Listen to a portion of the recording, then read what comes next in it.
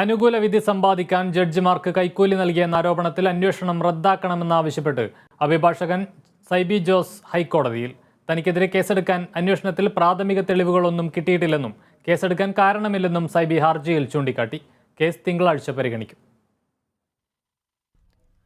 ആരോപണങ്ങൾക്ക് അടിസ്ഥാനമില്ലെന്നും തനിക്കെതിരായ നീക്കത്തിന് പിന്നിൽ ചില അഭിഭാഷകരാണെന്നുമാണ് സൈബിയുടെ വാദം.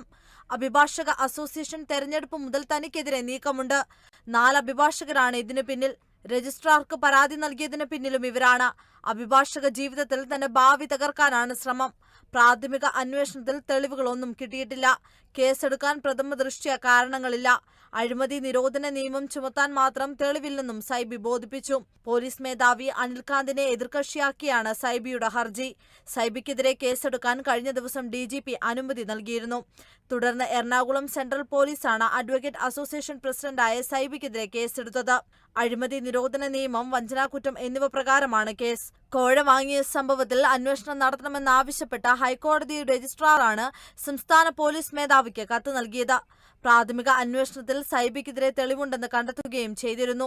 കേസ് രജിസ്റ്റർ ചെയ്ത് FIR വിജിലൻസ് കോടതിയിൽ സമർപ്പിച്ചതിന് പിന്നാലെയാണ് സൈബി അന്വേഷണത്തിൽ സ്റ്റേ ആവശ്യപ്പെട്ട് ഹൈക്കോടതിയിലെത്തിയത്. ആലപ്പുഴ ക്രൈംബ്രാഞ്ച് SP KS സുദർശന്റെ നേതൃത്വത്തിലുള്ള സംഘമാണ് സൈബിക്കെതിരായ കേസ് അന്വേഷിക്കുന്നത്.